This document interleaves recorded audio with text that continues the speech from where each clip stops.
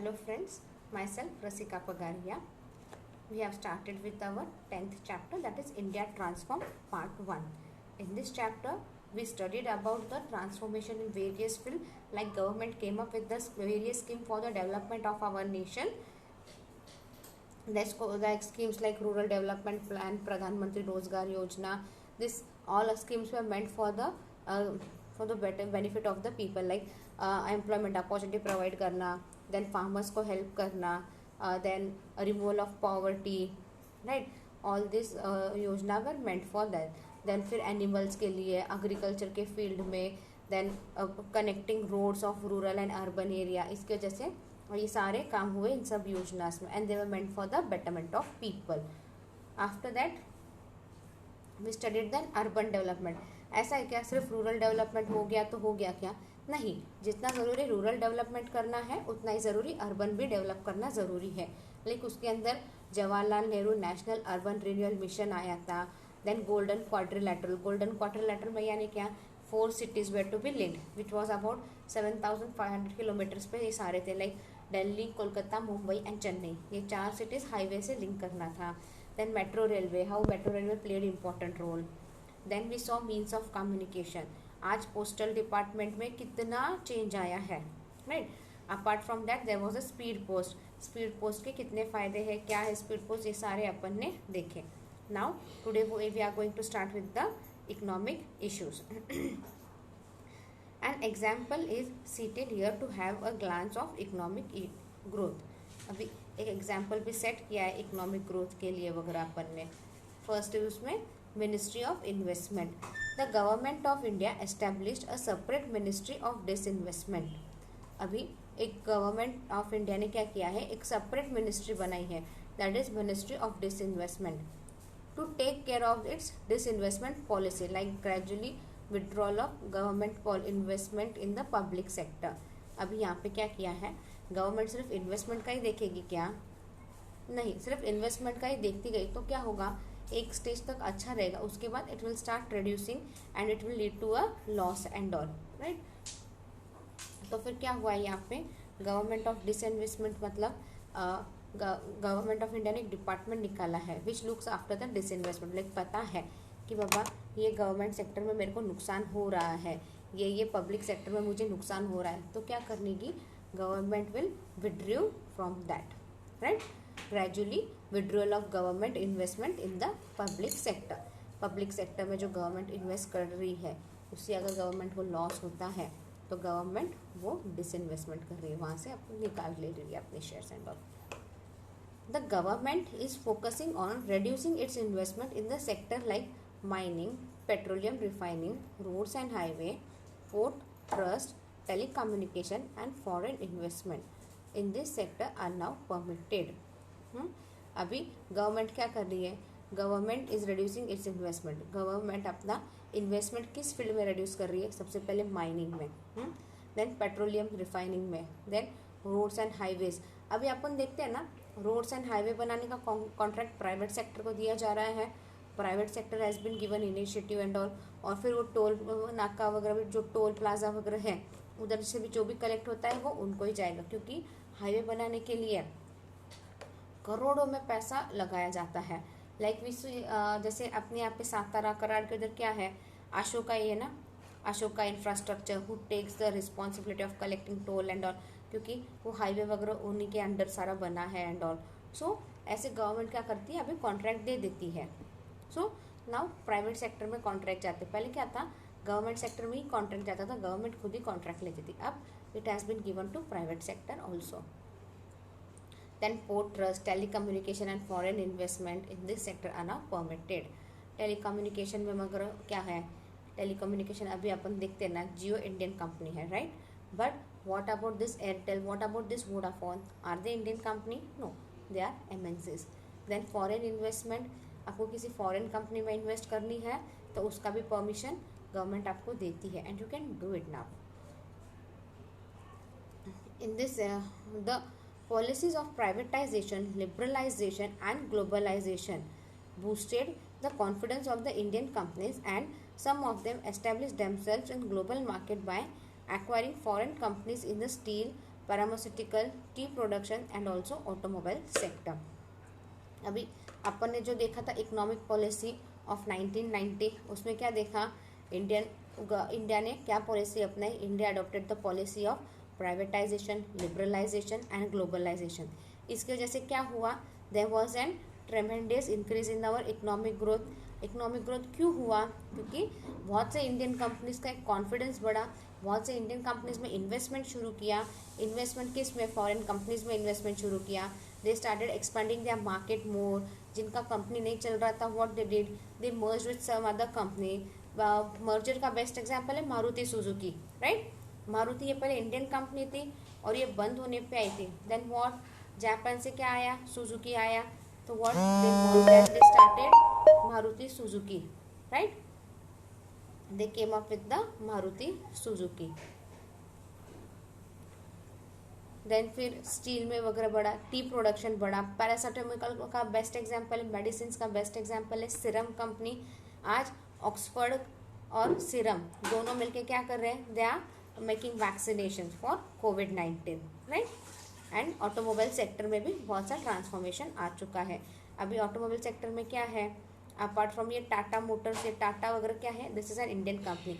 But आज अपन जो देखते हैं रेनॉल्ट, मर्सिडीज, ये सारी कंपनीज क्या है, this are all MNCs company. In 2016 the Ministry of Disinvestment was renamed as Department of Investment and Public Asset Management।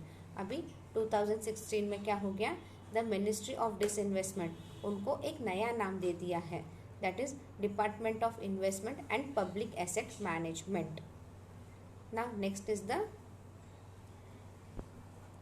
Next we are going to study about the BRICS. BRICS क्या है, it's Brazil, Russia, India, China and South Africa. Countries, they came together and they formed the organization which is known as BRICS. This organization was established in 2016. BRICS कब established हुआ था, 2016 में। Its name is formed by adopting the first letter of the names of the participant country। अब ये BRICS नाम कैसे आया, इसमें अपन ने कंट्रीज के फर्स्ट अभी ब्राज़ील का फर्स्ट लेटर लिया अपन ने B। ऐसे ही Russia, India, China and South Africa, इन सब का फर्स्ट लेटर लेके, फर्स्ट अल्फ़ाबेट लेके we came up with this BRICS. Its name is formed by adopting the first letter of the name of the participant countries. The participant member are Brazil, Russia, India, China and South Africa. This organization was established with an aim of enhancing the trade among these countries. अब ये क्यों form हुआ था organisation, कुछ तो reason रहेगा। One main reason was to enhance the trade, अपना trade अच्छा करने का, to maintain a good trade, to have a good trade relation with this countries. The 11th conference of BRICS was organized in Brazil. 11th conference was organized in Brazil of BRICS. The theme of this conference was economic growth for an innovative future. Abhi, what was the theme of the 11th conference? The theme of the 11th conference was economic growth for the innovative future. Economic growth करने का future के लिए, अपना for innovative future, future अच्छा रहना चाहिए, वो भी इनोवेटिव होना चाहिए। आज अपन देखते हैं ना कितने नए नए इनोवेशंस आए हैं। लाइक आप कोई भी फैक्ट्री में जाओ, आज मैन पावर, फैक्ट्री में क्यों ज़रूरत है मैन पावर की, सिर्फ वो मशीन देखने के लिए, वो मशीन से अच्छे से प्रोडक्शन हो रहा है या नहीं, सिर्फ टेक्निकली क्या चल रहा है क्या नहीं देखने के लिए, राइट। पहले क्या होता था, हर चीज़ हाथ से पैक होती थी, अब सब कुछ हाथ से पैक होता है क्या, नहीं। आज सब प्रोसेस भी हाथ, सब मशीन से होता है, पैकिंग भी हाथ से होता है। सिर्फ जब पैक करके बाहर आता है, like go and look at the Coca Cola company, what you will see, आप क्या देखोगे, लाइक सब कुछ मशीन से हो रहा है। लाइक बड़े बड़े ड्रम में आपको सिर्फ रॉ मटेरियल डालना है, प्रोसेस होके वो बाहर निकलेगा, just store it in a proper place, फिर वो उसका एक और प्रोसेस होता है जिसमें सारे केमिकल्स वगैरह सब डाले जाते हैं, प्रॉपर मेजरमेंट के साथ सारे केमिकल्स डाले जाते हैं, everything goes on mixing, afterwards they are filled in the bottle. Bottle में भी क्या है, वो मशीन में सेट किया जाता है, लाइक इतना ml डालना है, तो वो सारा बॉटल्स आती है लाइन बाय लाइन, सारा उसमें डालते हैं और फिर उसके बाद बॉटल्स में डालने के बाद एक चेक होता है, वो चेकिंग करने के लिए एक आदमी खड़ा रहता है वहाँ पे, लाइक इफ इज फाइंडिंग के भाई इसमें थोड़ा कम है, इसमें कुछ डिफेक्टिव हो रहा है, दिख रहा है, तो वो बॉटल निकाल दी जाती है। लीकेज वगैरह बॉटल में तो वो निकाल दिया जाता है तभी तुरंत, अदरवाइज वो आगे प्रोसेस के लिए जाती है। वो कैप जो भी लगाते हैं ना अपन, बॉटल पे कैप लगाते हैं, वो भी मशीन ही लगाती है, लगा फिर वो सारा आने के बाद they have to just pack it in a container. Container में सब वो अच्छे से जमा के रखना है and just load it. Cold storage में रखना है तो रखो, लोड करके तुरंत भेजना है या जो करना है वॉटेवर, उसके लिए उतना मैन पावर लगता है, that's it. So all this is nothing but a innovative future. Subject like technical cooperation, technology and innovation, digital economy, international crime, financial scams were discussed. अभी इसमें क्या क्या और डिस्कस किया था, like technological cooperation, like technologically एक दूसरे के साथ अपन कैसे कॉपरेट कर सकते हैं। लाइक मेरे कंट्री में मेरे पास ये लेटेस्ट टेक्नोलॉजी आई है अभी, राइट, तो क्या है, how can I help other countries, मेरी इस टेक्नोलॉजी से आपकी कंट्री को कैसे हेल्प हो सकता है, उस चीज़ का ध्यान रखा गया था। लाइक टेक्नोलॉजी एंड इनोवेशन, ये कंट्री कौन, लाइक ब्राज़ील कैसे टेक्नोलॉजिकली इनोवेट कर रही है नई नई things, right. China is coming up with more innovative things, और वो भी सस्ते में है, राइट। चाइना के प्रोडक्ट आज इंडिया में पूरे वर्ल्ड में आपको दिखे जाते हैं, क्यों, क्योंकि उनके पास उतना टेक्नोलॉजी है, उतने नए इनोवेशन है और उतना मैन पावर है। देखो मैन पावर अपने इंडिया में भी है बट उसका प्रॉपर यूटिलाइजेशन नहीं होता है। चाइना में क्या होता है, उनका मैन पावर का ना they utilize in a proper way, उन्होंने पूरा यूटिलाइज किया है अपना मैन पावर, इसलिए तो आज चाइना टॉप में है। आज अगर आप सोचोगे कि मैं चाइना की सारी चीज़ें बॉयकॉट करूँगा, इट वोंट हैपन सो, क्योंकि मालूम है आपके पास जो घर में टीवी है, टीवी, माइक्रोवेव, फ्रिज जो भी है सब चाइना से आता है, डायरेक्टली और इनडायरेक्टली। अगर कोई एक आधी कंपनी चाइना की नहीं रही, like Videocon is something Japanese company, but वो वीडियोकॉन मशीन बनाने के लिए जो स्पेयर पार्ट्स लगते हैं ना, बहुत से spare parts they are from China, they are manufactured in China itself. तो आज चाइना पूरे वर्ल्ड में इतना स्ट्रॉन्ग है कि चाइना को बॉयकॉट करना पॉसिबल ही नहीं है, प्रोडक्ट बॉयकॉट करना पॉसिबल नहीं है। हाँ, जैसे इंडिया ने ऐप्स बॉयकॉट कर दिए चाइना के, राइट, टिकटॉक वगैरह सारे ऐप्स जो थे, बहुत से ऐप्स इंडिया ने बॉयकॉट कर दिए, ठीक है, वो ऐप्स बॉयकॉट करना that was not the big deal, but अपने को बिग डील नहीं था, बट चाइना को उन सब की वजह से बहुत ज़्यादा लॉस हुआ है। So this happened. सो आज एटलीस्ट 10 साल तक चाइना को कोई डिफीट नहीं कर सकता इन टेक्नोलॉजिकल टर्म्स में एंड ऑल, राइट।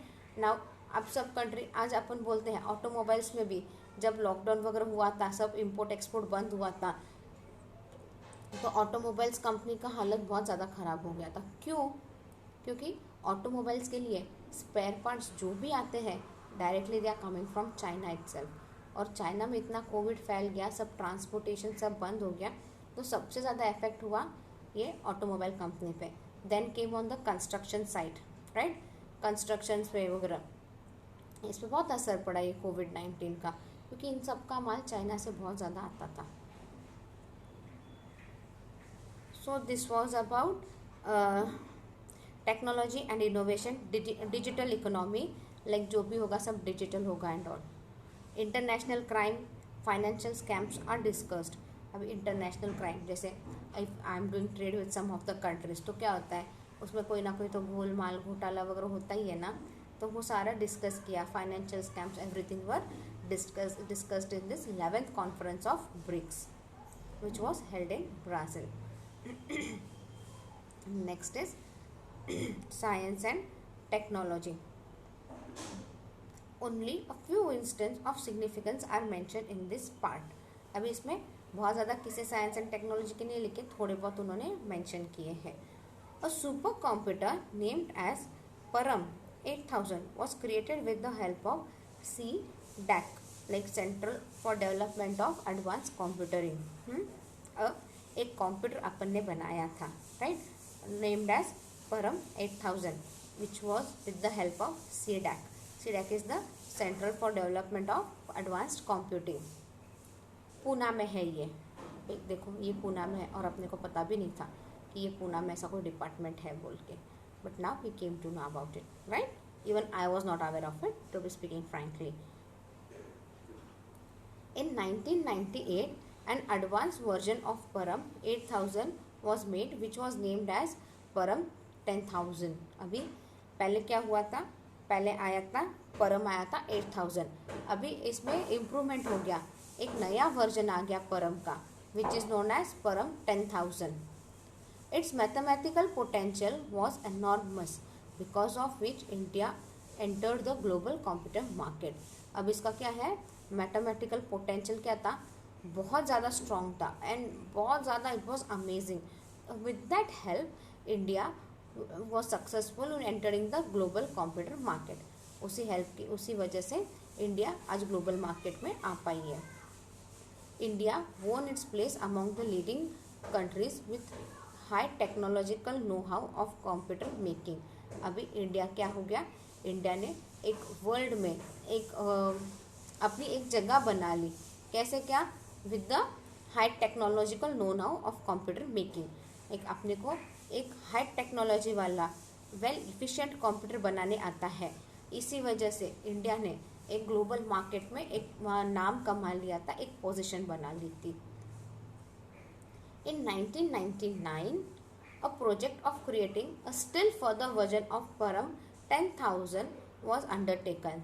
अभी पहले परम 8000 अच्छे से सक्सेसफुल हो गया, फिर नया with more technology, more innovation, we came up with Param 10,000. परम 10,000 से अपने को बहुत ज़्यादा फ़ायदा हो गया, राइट? बहुत ज़्यादा फ़ायदा हुआ है ना उससे. अपने को आज वर्ल्ड में अपनी एक जगह बन गई. और फिर अभी उसी में अपन क्या कर रहे हैं? Now we are coming up with more advance technology, more better version of Param 10,000. इन ये 1999 में अब प्रोजेक्ट चालू हुआ था परम का वर्जन और अपग्रेड करने का. This computer was named as Param Padma. Param Padma supercomputer was dedicated to the nation in 2003. अब ये जो नया वर्जन आया है परम 10,000, इसको अपन को इसको नया वर्जन करना है, इसको अपडेट करना है. वो जो प्रोजेक्ट चालू किया था उसको उन्होंने अभी नाम दे दिया था Param Padma. Param Padma supercomputer. It was dedicated to the nation in 2003. 2003 तक वो पूरा प्रॉपर सक्सेसफुल रहा. उसका नया वर्जन आ गया, everything went on smoothly and it was dedicated to nation in 2003. मतलब 4 साल के बाद उनको इसमें पूरा प्रॉपर सक्सेस मिला और जो नेशन को चाहिए था वो मिला. The Indian software industry was benefited because of the policy of liberalization, right? The Indian software company जो थी, इंडस्ट्री थी, सॉफ्टवेयर इंडस्ट्री जो थी, उसको अब बेनिफिट कब मिला? लिबरलाइजेशन पॉलिसी अपनाने के बाद. After we adopted the policy of liberalization, the Indian software industry got more benefited.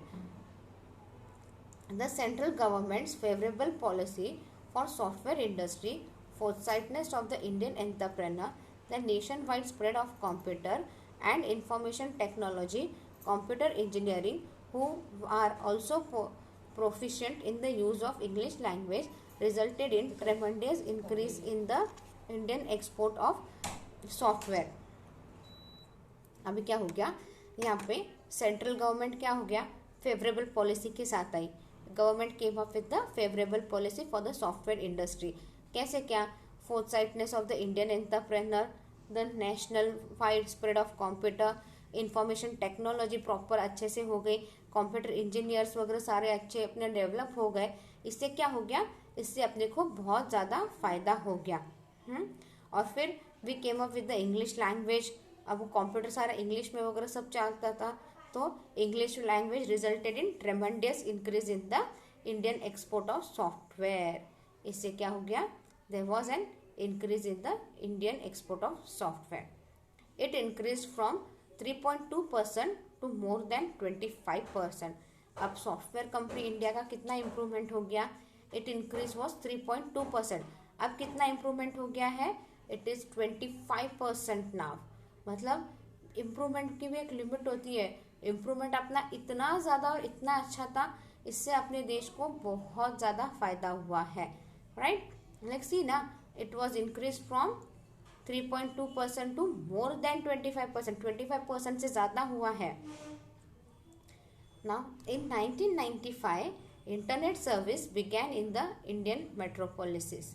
अभी 1995 में क्या हो गया, इंडियन सर्विस थोड़ा सा स्टार्ट हो गया। कहाँ पे, इंडियन मेट्रो सिटीज़ में। इन 2004, Tata consultancy was the biggest firm in Asia providing software services.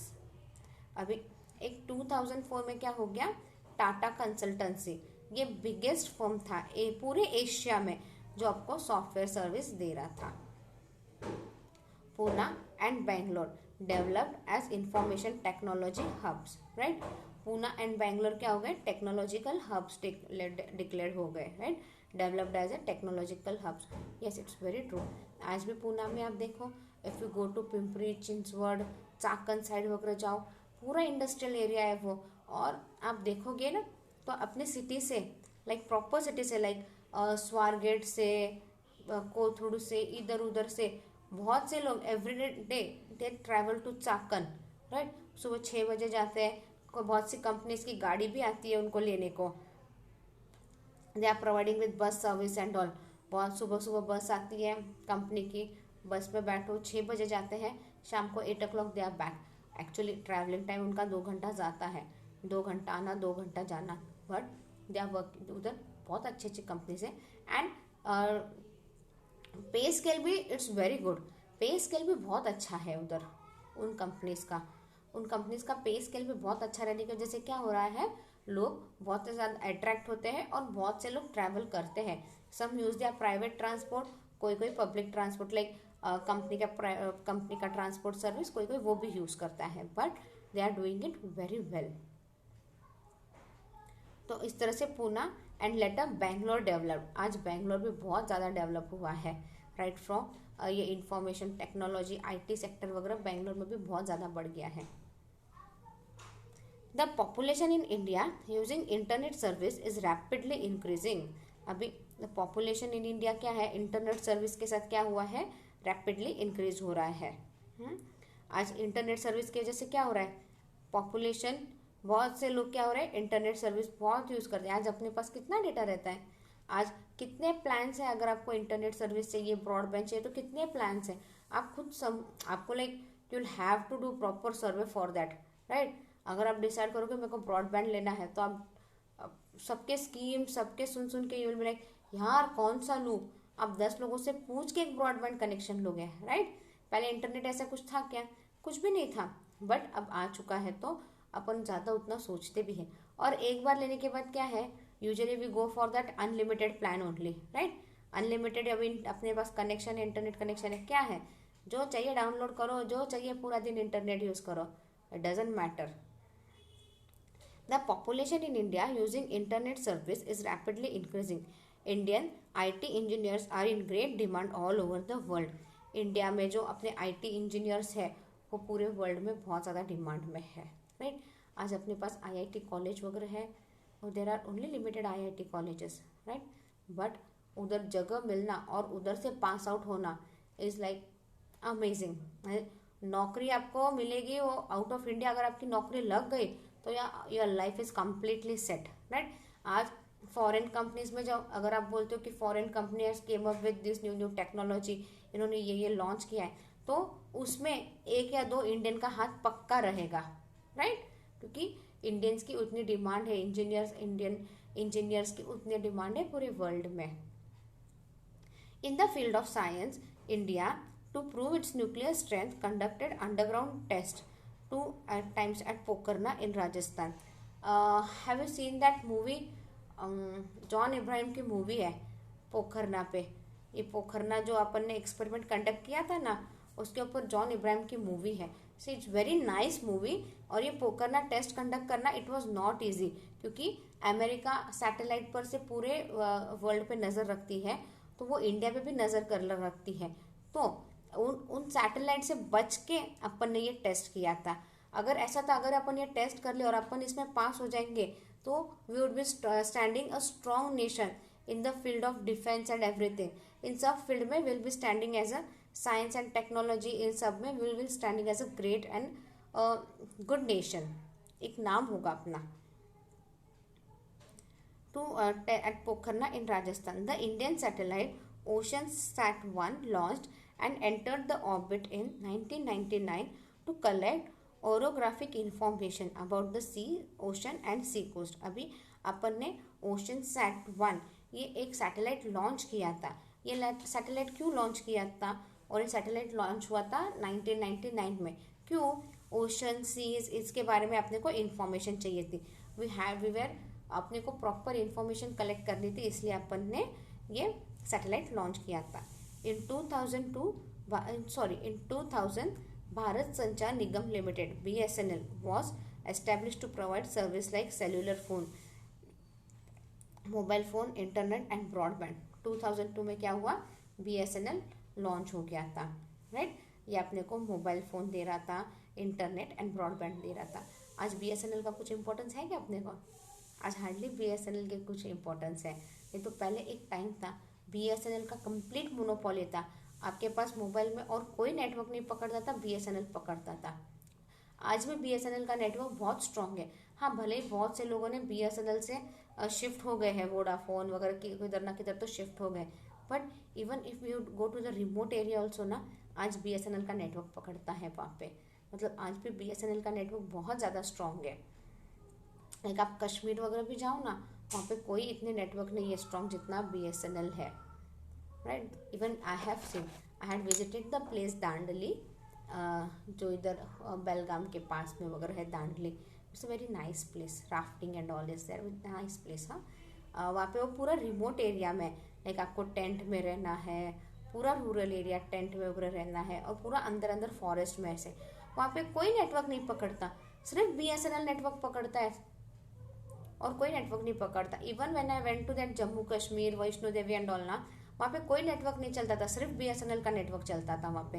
तो BSNL का नेटवर्क कितना स्ट्रांग है देखो। In 2007 India entered a new field of space research. 2007 में क्या हुआ? India entered a new field of space research. It commercially launch the Italian satellite. एक satellite launch किया अपन ने। Other nation had submitted tender quoting very high rates to get this contract. अभी बाकी Nations ने क्या किया था? बहुत ज़्यादा हाई कोट किया था, टेंडर वाइज चल रहा था वो। बाकी सब नेशन ने क्या किया था? They had a very high tender to get this contract. However India got this contract by quoting reasonable rate. Anyway ये कॉन्ट्रैक्ट फाइनली इंडिया को मिला। कैसे मिला? By quoting at the reasonable rate पे अपने को मिला। Nevertheless India entered considerable profit through the Italian contract. अभी इंडिया को ये इटालियन कॉन्ट्रैक्ट से क्या हुआ? बहुत ज़्यादा प्रॉफिट मिला। Before entering this field on commercial basis, India had already successfully launch the satellite of Argentina, Belgium, South Korea, Indonesia and German.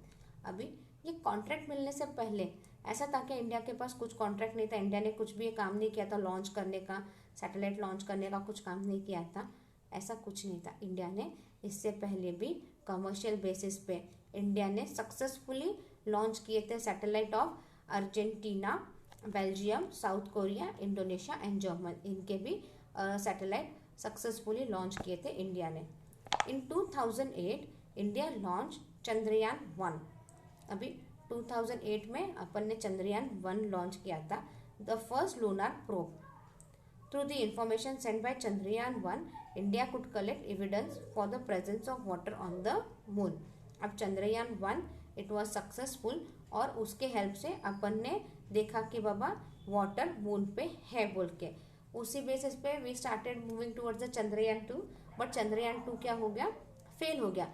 It was not a complete failure, but it was a 90% it was successful. 10% जो final stage था वो fail हो गया, but उसके पहले के जो 3 stages थे वो अपने सक्सेसफुल थे। India could collect evidence for the presence of water on the moon. After that India also launch Chandrayaan-2 and Mangalyaan. उसके बाद इंडिया ने क्या किया?